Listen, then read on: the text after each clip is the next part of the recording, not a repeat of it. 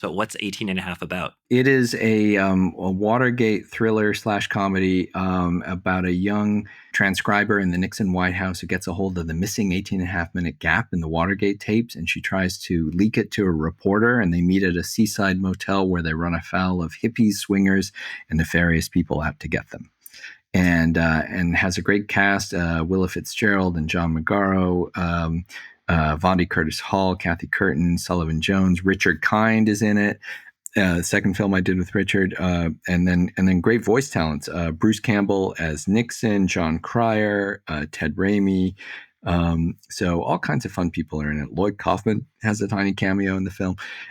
So it's fun, and you don't need to know much about Watergate. It's because it's really more character based. It's historical fiction. It's not a documentary, that's for sure. But that said, the DVD does also have a almost 2 hour long making of behind the scenes documentary. So I encourage people to watch that as well. And I'll give a quick review of that. The documentary itself is an amazing film in and of itself. If you watch the movie and then you watch the documentary, you're kind of like, oh my goodness! Like essentially, you could save yourself probably $20,000 worth of film school by watching a documentary like this, because you'd effectively be able to probably make a movie with what you learn through it. And it's really interesting because it ties into themes. It ties out obviously into contemporary themes, and that historical fiction side of things really plays in, because you go, well, it's a really wonderfully placed story because it almost fills the gap of, well, could this have actually happened? Yeah. We call it speculative historical fiction. My writing partner Daniel Moya and I, we really talked about this a lot. Like, there's kind of two ways to do historical fiction. One is you kind of the Tarantino route, where you kind of rewrite history, and by the end of the movie, you're in a totally different world. Hitler's dead, Manson killed the wrong people. You've diverged into a different reality. And then there's another school of thought of doing speculative historical fiction, where the thing that is fictional could have happened in theory, because by the end of the movie you kind of reset to the timeline that. And that was what we wanted to do on this. I'm sure there are academics who have kind of discussed this in fiction and in literature too. I'm sure it happens, but for film, that was kind of what we wanted to do with 18 and a half. Since finishing the film, we've shown it to people that really worked on the Watergate committee and were real serious scholars of Watergate, and they're like, yeah, this is as likely as anything else, because it really is a mystery to this day. What was on the 18 and a half minute gap? Who deleted it? And why did they delete it? And the bottom line is, no one will probably ever really find those things out, because most of the players are now dead. So we're like, well, we'll just come up with an explanation that is as plausible as anything else, and then just have fun with it, because we're not pretending it's real, but it could be. It's like you said, you're telling a fictional story that is fitting into a historical reference, which is very interesting, because in terms of movie making, when you have to, economy of scale in terms of movies, in terms of what you have to tell the audience, most people have heard the word Watergate before. So the moment you say that, everybody kind of has, especially in North America, have that bell in their head of like what that actually means, and they know it's not just a nice hotel in New York, in Washington. But it is the one scandal that everyone around the world knows about.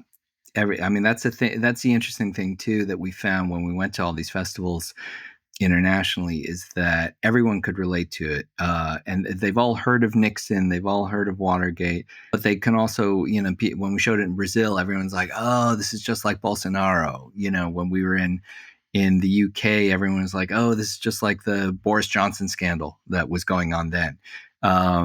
So everyone, in Spain, everyone's like, Franco. Everyone's got their Nixon stories or Nixon analogies. So it's amazing how many people could relate to it internationally. The fact that the word gate is a thing that's used to describe a political scandal now, right? Exactly. And we, and also, not for nothing, but we made this film during the first Trump administration, and, we didn't know exactly how many impeachments he would get, but we kind of figured there'd be at least one or two. And so this was a way to sort of comment on contemporary American issues without being sort of hyper specific in time. This is a problem. If you make a contemporary satire, you've got to watch it right then. But indie film has this long tail. Not everyone's going to see it within that first year.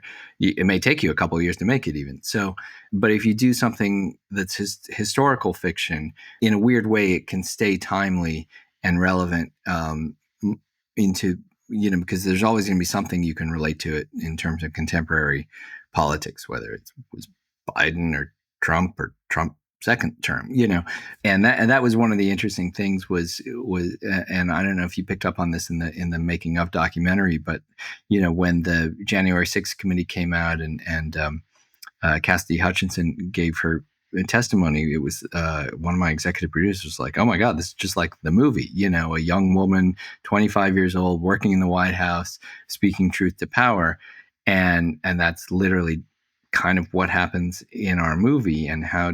And part of it is because I had worked in DC before, and I knew that young 25-year-olds can have a lot of power and can speak truth to power if they're in the right place at the right time. And that's been a theme in Washington for many years. So in not knowing exactly what would happen in the Trump administration, we kind of had a feeling that that was a recurring theme that would be resonant for years to come. Yeah, and by setting, like you said, by setting it historically, you can kind of timestamp it to something without losing the zeitgeist of the moment. Like if I made a movie today about what's happening today, it might not. It would still take 2 to 3 years for it to come out. So whatever revelation I'm trying to make today might not have the same resonance in 3 years, because it might have been superseded by 50 other things, and whereas you've time stamped it to something that the story's not going to change. The Watergate scandal is still going to exist. Yeah. And so, like, from the indie film standpoint, what was that your impetus going, like, what was the germ of this thing to get 18 half off? Like, was were you watching Watergate or something like that, and all of a sudden you're like, what if? In our case, it goes back to the last film I made, which was called Bernard and Huey, which is another great film I hope everyone sees. And that we had just wrapped production on that literally the day Trump got elected the first time around in 2016. And then I went out to Shelter Island, which is the tip of Long Island outside New York, which is where our screenwriter, Jules Feiffer, who was a legendary Pulitzer, Oscar, Obie winning, Tony nominated cartoonist, but also screenwriter. He wrote Carnal Knowledge, as well as Popeye. Anyway, he had written Bernard and Huey, so I went out to show him dailies for it. But of course, inevitably, we were talking about Trump's election and comparisons to Nixon. Pfeiffer largely won his Pulitzer based on his political cartoons about Watergate and about Nixon. So, he had a lot to say about that. And anyway, so we kind of had that on my mind. And I was with my friend Terry, who had been an indie filmmaker in LA for many years, but had moved out to kind of that same area on the eastern tip of Long Island a few years earlier, because his grandmother had basically left him a motel to run, a seaside motel in Greenport, New York. He was with me. He had driven me over to see Pfeiffer, so we were all talking about Watergate together. Then we go back to Terry's motel, the Silver Sands Motel, and Terry was very savvy. He had kept it. I mean, it's a working motel in the summer, but he kept it very vintage looking, because he knew he could rent it out to fashion photographers from like Harper's and Vogue and all the high-end fashion places, and music videos and commercials. But he'd never let a feature shoot there. And because we sort of had Watergate on the mind, I'm like, Terry, this looks like 1974 here. This is a perfect 70s location. And he said, well, look, he'd known me, for 30 years. If you come up with an idea, I'll let you shoot on the property, and everyone can stay here for free, basically. So then I had to figure out, well, how do you tell a Watergate story in a seaside motel? So we kind of transposed it to Maryland instead of New York, but that made sense. And then I teamed up with his writing partner, Daniel Moya, who later became a producing partner on the film. Coincidentally, his aunt and uncle owned this diner that was literally just down the street from the motel. They knew Terry. And so then we had two locations, and we had a diner and we had a motel. And if the film gods, give you two locations, you make a movie. you write a movie about it. And really, there's no excuse not to at that point. Because honestly, locations, yeah, because well, it's two things. I mean, one is that everyone always warns you, don't do a period movie on a low budget. Oh, it's expensive. You can't do it. You can't do. But even on Bernard and Huey, we had shot about 10% of the movie as flashbacks to like the mid '80s, and we figured out ways to do that on the cheap. So all of a sudden, like shooting period didn't scare me anymore. But also, if you have a period location, that's 90% of the production design, really. I mean, even though we had a great production designer as well. So there was kind of no reason not to. But also in general, locations tend to be the most variable element in an indie film budget. Like they're either free or they're really expensive. And sometimes you don't always know until afterwards, when you get a bill for cleanup or damage or something like that.